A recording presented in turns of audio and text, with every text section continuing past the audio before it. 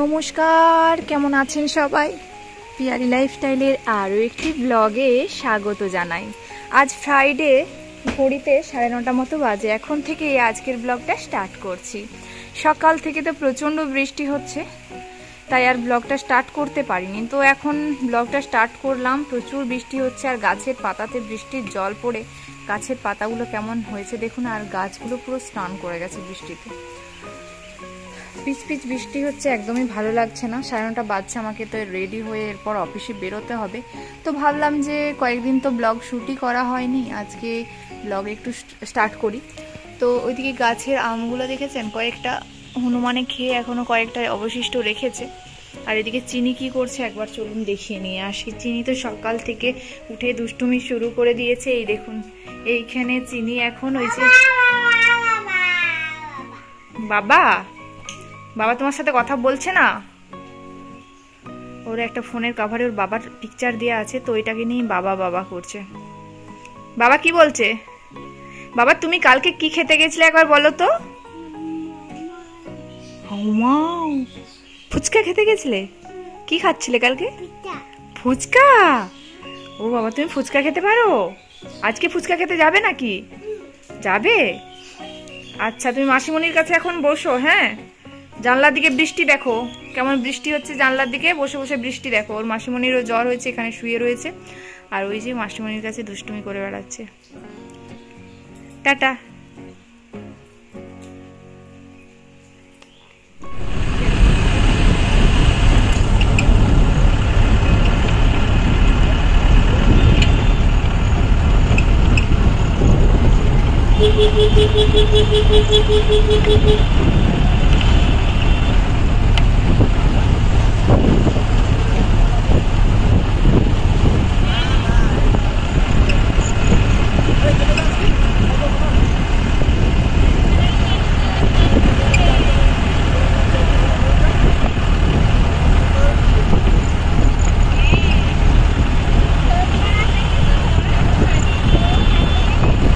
চিনিকে বুঝিয়ে সুঝিয়ে কোনো রকমে বেরোতে হয়েছে আজকে অফিসে, কারণ একদমই আমাকে আসতে দিতে চাইছিল না অফিসে। বলছে বাবা যাবে অফিসে, তুমি বাড়ি থাকো।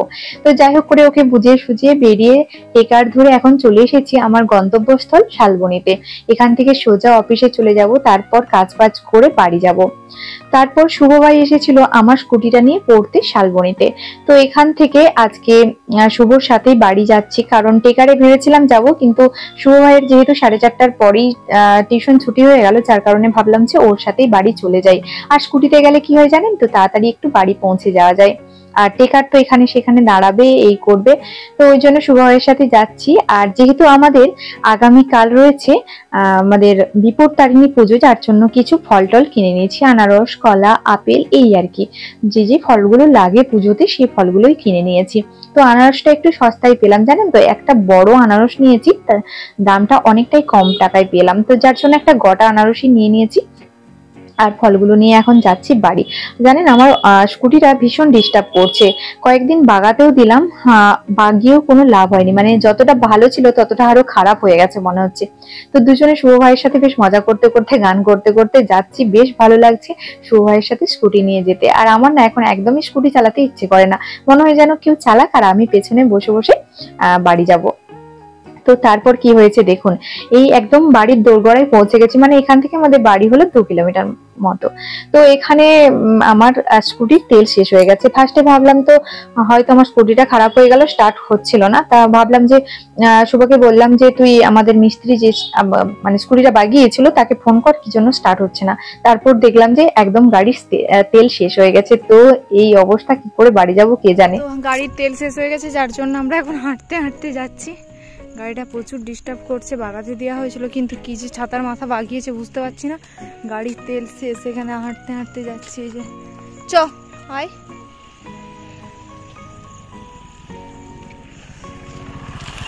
যাচ্ছি। তো গাইস এখন আমরা হেঁটে হেঁটে যাচ্ছি। এই যে শুভ ভাই স্কুটি নিয়ে ঠেলে ঠেলে যাচ্ছে, আর আমি যে পেছনে হেঁটে হেঁটে যাচ্ছি। এরকেই বলে হচ্ছে কপাল। গাড়ি নিয়ে যাচ্ছি, বাইক নিয়ে তাড়াতাড়ি পৌঁছে যাব, কিন্তু বাইকে যাচ্ছি তাড়াতাড়ি বাড়ি পৌঁছে যাব, কিন্তু গাড়ির তেল শেষ 2.5 কিলোমিটার আগে, মানে বাড়ির 2.5 কিলোমিটার আগে। তো এখন বাড়িতে ফোন করা হয়েছে, ওরা তেল নিয়ে আসবে, যে ওরা হয়েছে কেউ তেল নিয়ে আসবে, তারপর আমরা বাড়ি যেতে পারবো। আর ওই যে এখন হেঁটে হেঁটে যাচ্ছি, আর শুভ ওই যে আগে যাচ্ছে, শুভ ওই যে গাড়িতে চেপে আছে, চেপে ঠেলে ঠেলে যাচ্ছে, আর আমি এই যে হেঁটে হেঁটে যাচ্ছি। তো কাকা ভাই গিয়েছিল তেল নিয়ে, তো তারপর বাড়ি পৌঁছে মনে পড়ে গেল আজকে তো শুক্রবার, আমাদের এখানে হাটবার, তাই সোজা চলে এসেছি সবজি কেনার জন্য। তো এখানে সবজি কিনে এখন চলে যাব বাড়ি। কোথায় দেখাও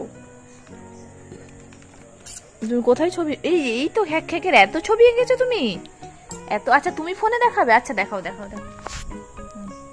ওইদিকে দেখতে পাচ্ছি না কেউ, এইদিকে দেখো, এইরকম করে ধরো। হ্যাঁ, আরে ওই তুমি যেমন করে ধরছো ওরকম করে কেউ দেখতে পাচ্ছে না খ্যাকের ছবি, এই তো এরকম করে ধরতে হবে। চিনি অনেক খ্যাকের ছবি এঁকেছে, তো চিনি এখানে অনেক হনুমান মানে ওর খ্যাকের ছবি এঁকেছিল, সেটা নিজে ক্যামেরা করে দেখাতে চাইছিল। যাই হোক, আজকের ভিডিওটি এখানে শেষ করি, সবাই ভালো থাকবেন।